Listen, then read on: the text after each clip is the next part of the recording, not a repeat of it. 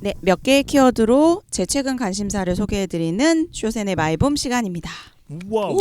마이붐. 네, 오늘 마이봄 좀 특별한데요. 일단 키워드 소개부터 드리도록 하겠습니다. 첫 번째 키워드 카프카. 카프카. 네. 두 번째 키워드 대학로. 대학로. 네, 마지막 키워드입니다. 뮤지컬 호프입니다.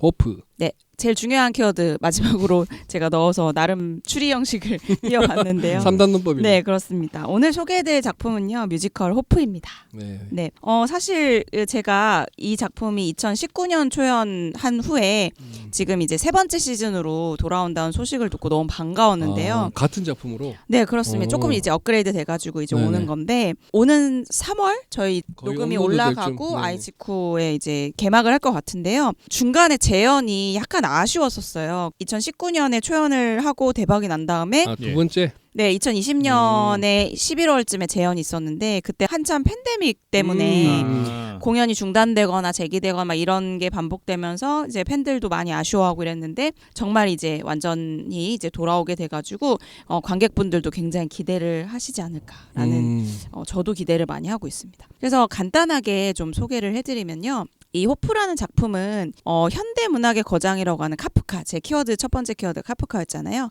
카프카의 유작인 원고를 반환해달라는 어떤 실제 소송이 있었거든요. 네. 그 유작 반환 실화를 그 소송 실화를 모티브로 만들어진 국내 창작 뮤지컬입니다. 아, 국내에서? 네, 그렇습니다. 그래서 이 원고를 둘러싸고 재판이 벌어지는 게 이제 중요한 이제 하나의 이슈인데요. 평생 이 원고를 지키며 살았던 78세 에바 호프의 삶이 이제 그려지게 됩니다. 카프카 원고를 가지고 있던? 네, 맞습니다. 그래서 일종의 법정 드라마 형식으로 펼쳐진다. 이렇게 볼 수 있겠습니다. 그런데 이 작품이 일단 제가 좀 정말 인상 깊었다라고 했는데 실제로도 관객은 물론이고 평단에도 굉장히 호평을 많이 받았어요. 그래서 초연한 이후로 국내 저 이제 양대 뮤지컬 어워즈라고 하죠. 뮤지컬 관련된 이제 수상을 예그린 뮤지컬 어워드라는 이제 어워즈가 있고 한국 뮤지컬 어워즈 이 대표 이게 두 개가 양대 뮤지컬 어워즈인데 예그린 뮤지컬 어워즈에서 3개 부문을 수상을 했고요. 한국 뮤지컬 어워즈에서 8개 부문을 수상하면서 총 11관왕을 석권했던 그 작품성을 굉장히 인정을 받았던 작품입니다. 그래서 저도 좀 이렇게 강력하게 추천을 드릴 수가 있다라고. 창작 뮤지컬 같은 경우에는 네. 초연하고 재연하고 세 번째 공연하면 버전이 달라지는 거잖아요. 아니면 똑같이 재연하지는 않지 않나요? 작품에 따라 조금 달라요. 아, 그런가요? 예, 이게 수정할 뭔가 요구가 있거나 예. 아니면 특별히 뭔가 고쳐야 되는 게 있으면 연출의 의도라든지 이런 게 있으면은 고치는데 이 자체가 완성도가 좋으면은 이제 굳이. 그죠? 그치. 굳이. 그렇죠. 근데 매번 조금씩 달라지는 면을 관객분들이 발견하는 것도 재미일 것 같아요. 그렇죠. 미묘하게. 그러니까 그걸 좋아하는 뮤지컬은 이해차 갈라면 엔차 엔차 갈라고 갈라고. 할 때 그렇죠. 작년에 본 거랑 조금 달라지면서 아 요건 그쵸. 보셨구나 이런 게 느껴지. 이제 하다못해 이제 캐스팅이 일단 바뀌니까 일단, 네, 그게 가장 큰 변화가 아닐까 생각이 그러네. 듭니다. 제가 구체적으로 조금 이야기를 좀 소개를 해드리면요. 원고가 곧 자신일 정도로 평생 원고를 지켜온 자신에게 원고의 진정한 소유권이 있다라고 주장하고 있는 이 에바 호프라는 이 여인과 이스라엘 도서관 간의 재판이 진행되는 현재 상황에서 에바 호프가 처음으로 이 원고를 마주하게 된 시점이자 2차 세계대전이 발발했던 과거가 서로 교차되면서 이야기가 진행되는 그런 구성입니다. 네, 그래서 어떻게 보면 이 에바 호프라는 여인이 8살 때부터 이제 원고랑 인연을 맺게 되는데 이 8살부터 78세 노파가 되기까지 한 사람의 생애를 이 원고를 중심으로 이제 다양한 인물과 함께 이 삶을 조명하는 작품이라고 볼 수 있습니다. 주인공 이름이 호프구나. 네, 그렇습니다. 여자 이름. 그리고 제가 아까 말씀드렸지만 캐스팅이 되게 중요하다고 이제 말씀드렸잖아요. 그래서 이번 시즌 캐스팅도 또 굉장히 또 주목할 만합니다. 캐스팅에 따라 완전 달라질 그렇죠, 수 있으니까. 그렇죠. 네. 이 작품의 재밌는 점이요. 이 78세 역의 에바 호프와 어릴 때 에바 호프의 캐스팅을 다르게 합니다. 그러니까 그 두 배우가 연기를 해요. 그래서 그것도 매력인데 일단 노파인 에바 호프 역을 이제 3명이 이제 캐스팅이 확정이 됐는데요. 다 너무 쟁쟁하신 배우들이죠. 이혜경 배우, 김지연 배우, 김선영 배우 이렇게 3명이 이제 맡으셨고요. 특히 이제 저는 이제 김선영 배우님의 공연을 봤었는데 굉장히 절절한 그런 목소리를 가지신 걸로 정말 팬이 많으신 분이죠. 그리고 현대문학의 거장인 카프카의 미발표 원고 자체를 의인화한 캐릭터가 등장을 합니다. 예? 원고가 사람으로 원고가 맞습니다. 노래를 부르더라고요. 네, 원고가 내가 원고야 이렇게. 아니 그러니까 그냥 K라는 캐릭터로 나오는데 그게 이제 사람으로? 원고를 의노한 거죠. 네. 의인화. 이 역도 되게 중요한 역인데 이제 김경수 배우, 조형균 배우, 백형훈 배우라는 그러니까 뮤지컬 좋아하시는 분들은 이름만 들어오면 알만한 정말 쟁쟁한 이제 남자 이제 배우분들이 이제 캐스팅이 됐습니다. 이 외에도 이제 호프의 엄마 역할이죠. 그리고 이제 전쟁으로 이제 인생이 송두리째 바뀌어버리는 마리 역에는 홍윤희, 김보경 배우가 캐스팅이 됐고요.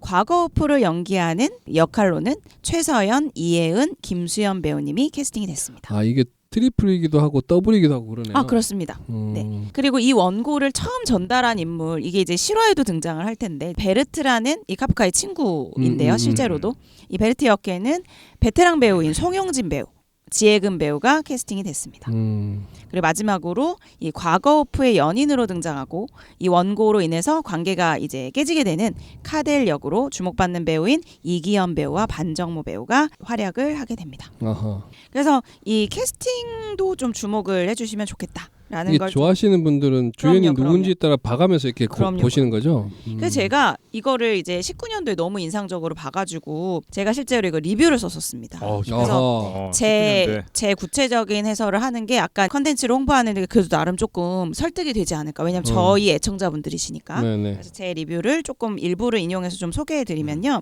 일단 이게 실화 바탕으로 했다고 하니까 좀 실화가 궁금하실 거잖아요. 뮤지컬 오프의 부제가 읽히지 않은 책과 읽히지 않은 인생이라는 부제를 가지고 있는데요. 카프카의 친구였던 실제 이제 베르트가 미발표 원고를 자신의 비서에게 넘겼습니다. 남겼는데 이 비서의 딸이었던 에바 오프가 이것을 유산으로 물려받게 되는 것이죠.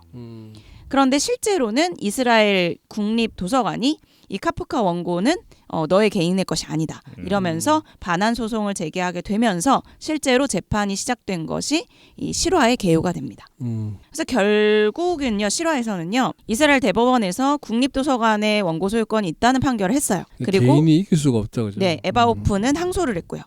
그렇지만 결국에는 소유권이 국립도서관에 돌아가게 됩니다. 근데 실화는 그렇고요. 어쨌든 여기서 중요한 얘기는 이 에바 오프라는 사람이 왜 이렇게 이 원고에 집착하는가. 그리고 어떤 인생을 이 원고와 더불어 살아왔는가. 어떻게 보면 지난번에 이제 돈돌림이 소개해 주셨던 박하사탕의 약간 구성과도 좀 겹치는 부분이 있네요. 한 사람의 인생을 이렇게 조망한다는 점에서 그런 매력이 있다고 볼 수 있는데요. 제가 아까도 얘기했다시피 다양한 이제 인물로 나눠가지고 예를 들어 의인화된 캐릭터도 등장하고 젊은 시절과 이제 현재 나이 든 호프가 이제 나눠진다고 이야기를 들었잖아요. 그 제가 약간 어떻게 이 리뷰 해석을 했냐면 그 찰스 디킨스의 크리스마스 캐롤이라는 작품 아세요? 유명한 작품.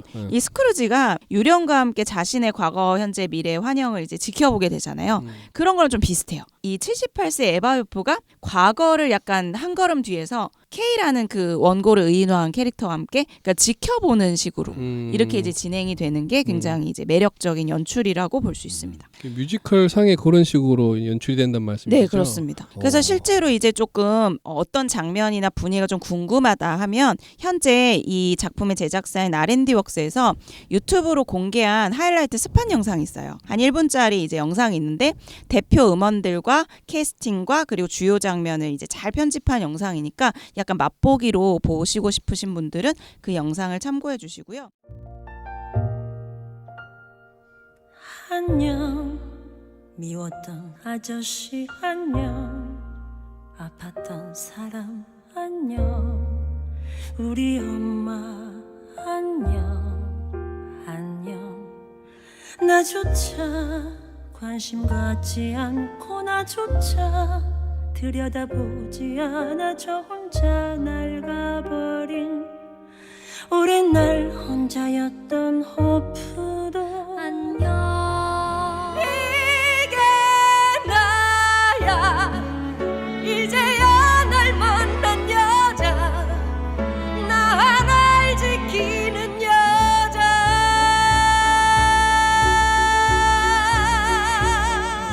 난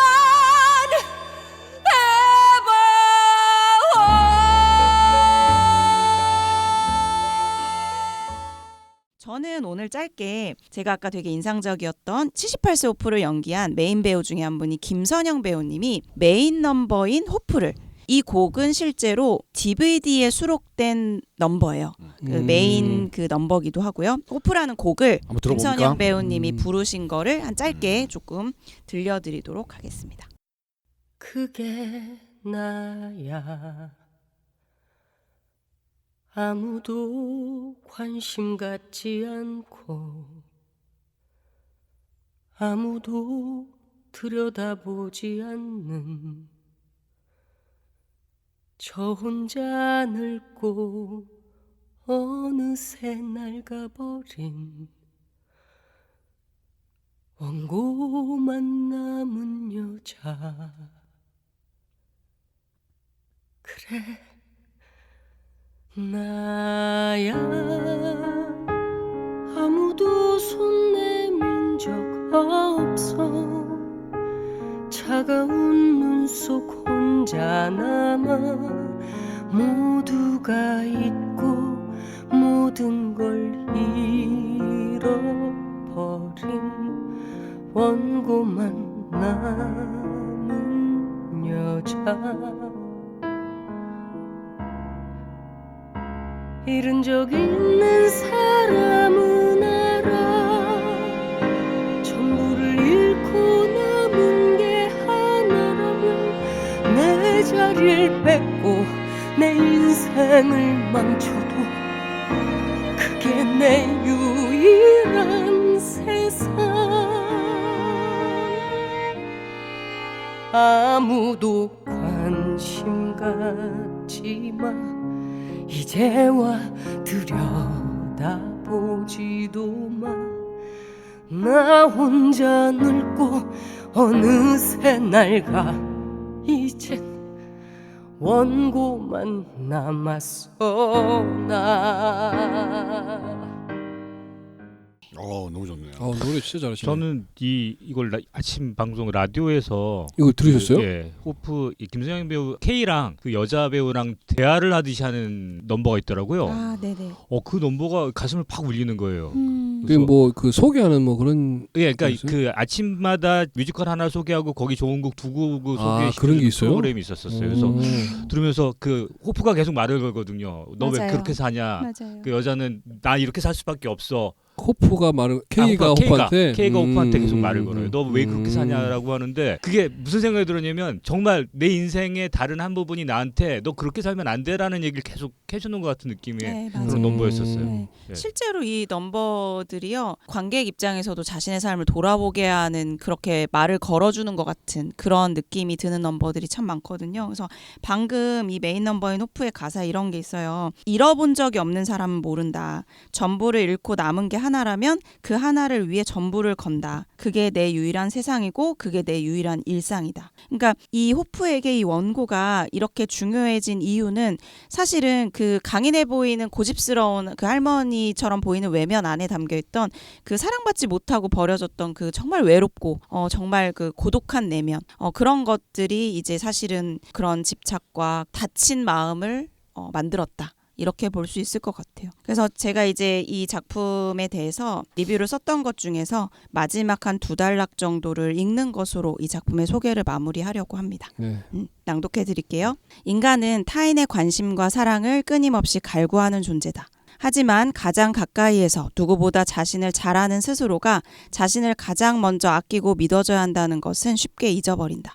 작품은 돌아갈 곳과 있어야 할 곳을 잃어버린 사람들이 어떻게 잘못된 집착과 자기 학대에 빠져서 자신의 삶을 빼앗기게 되는지를 보여준다. 그들이 삶을 회복하기 위해 필요한 것은 자신을 마주할 용기, 그리고 자신의 과거를 용서하고 현재와 미래를 꿈꿀 수 있도록 자신을 사랑하는 것이라는 걸 작품은 말해준다. 그렇기에 마지막 판결문은 객석에 가슴 깊이 스며들듯 와닿는다. 우리는 누구나 타인의 사랑을 받기 위해 애쓰고 한때의 잘못으로 자책에 시달렸던 경험이 있다. 하지만 우리는 스스로의 행복을 위해 고군분투할 권리가 있고 때때로 잘못을 저지르더라도 자신을 용서해야 한다. 작품 속 호프가 긴 생애로 깨달았듯 내가 돌아갈 곳은 언제나 내 자신이 되어야 하기 때문이다. 네. 역시 글이 너무 좋습니다. 네, 그래서 이제 뮤지컬 호프를 보시면서 자기 자신을 돌아보는 소중한 경험, 힐링의 경험을 한번 해보시면 좋을 것 같습니다. 네. 네, 이걸로 소개 마치도록 하겠습니다. 감사합니다. 감사합니다. 감사합니다.